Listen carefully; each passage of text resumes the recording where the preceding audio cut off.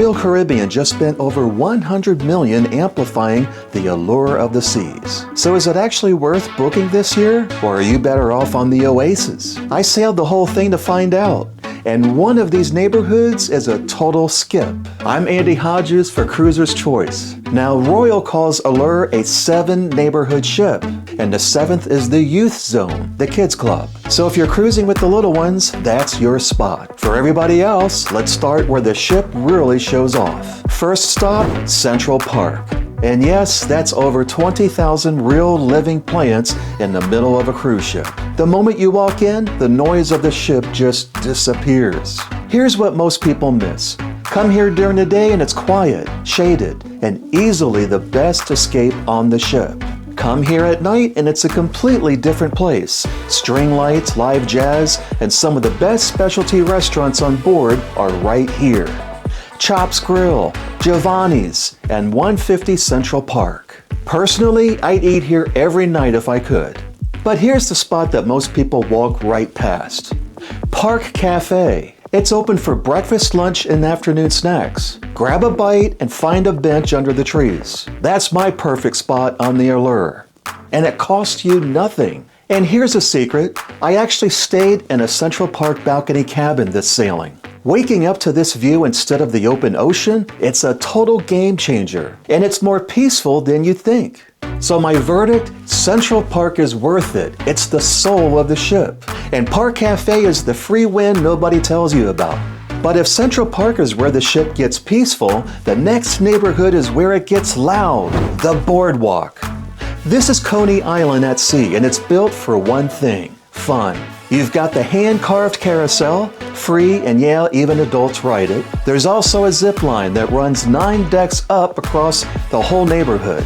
And down at the end is the Aqua Theater, the deepest pool at sea and the best free show on any cruise ship, period.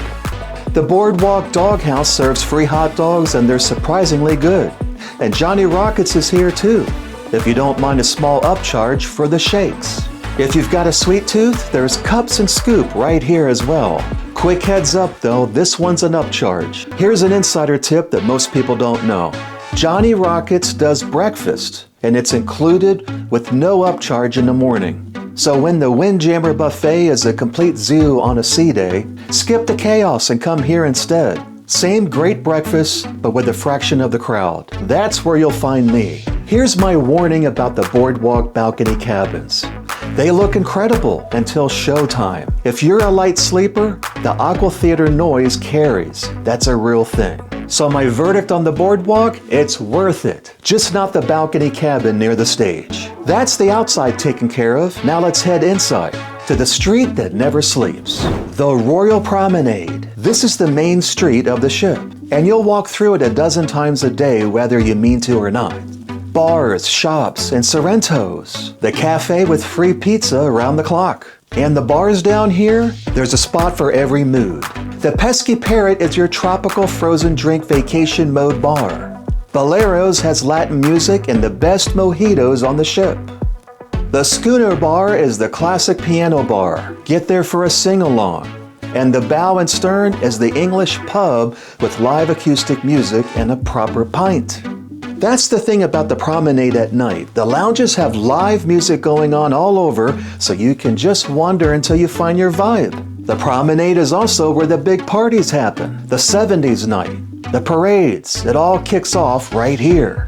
Here's my honest take. The shopping, skip it. It's the same duty-free stuff on every ship. But the free food, the live music, and the bars make this an easy stop. So my verdict on the promenade, it's worth it for the food, the music, and the bar, not the shops. All right, we've done the showpieces. Now let's see where the ship gets it right and where it gets it wrong. The pool and sports zone sits right at the top of the ship. And this is where I've got to be straight with you. First, you've got 3 large pools. The main pool is the big social one, right in the middle of the action. The beach pool has a sloped entry and feels a little more laid back.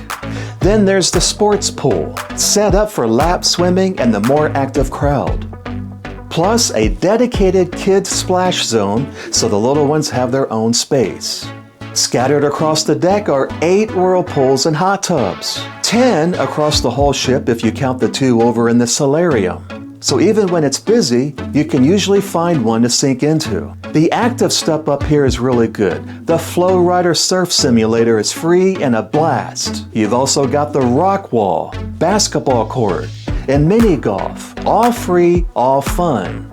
And right by the golf course is the one most people miss, El Loco Fresh. Build your own tacos and burritos with a fresh salsa bar, and it's completely free. Great Mexican food with 0 upcharge. That takes care of lunch. If you want something sit down with a little more to it, the Mason jar is up here too.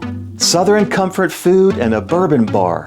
But that's an upcharge, so save it for a treat. So my verdict? The Sports Zone, the extra pools, and the El Loco Fresh, all worth it. But the main pool on a sea day, just skip it.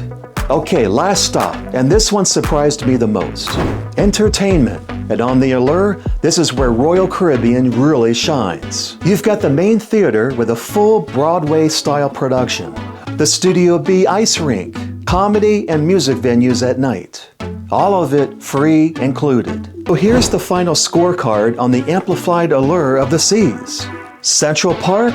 Worth it. The Sports Zone? Worth it. Entertainment? Absolutely worth it. And the main pool on a sea day? That's your one skip. The Allure gives you something most ships this size don't. It's massive, but those neighborhoods make it feel like a city you actually want to explore. And with the recent amplification done, it's an easy recommend. If you're sailing this year, drop your home port in the comments. I'll point you to the right port guides. Hit subscribe. I release new ship tours and port guides every week to save you time and money. I'm Andy Hodges for Cruiser's Choice. See you at the next port.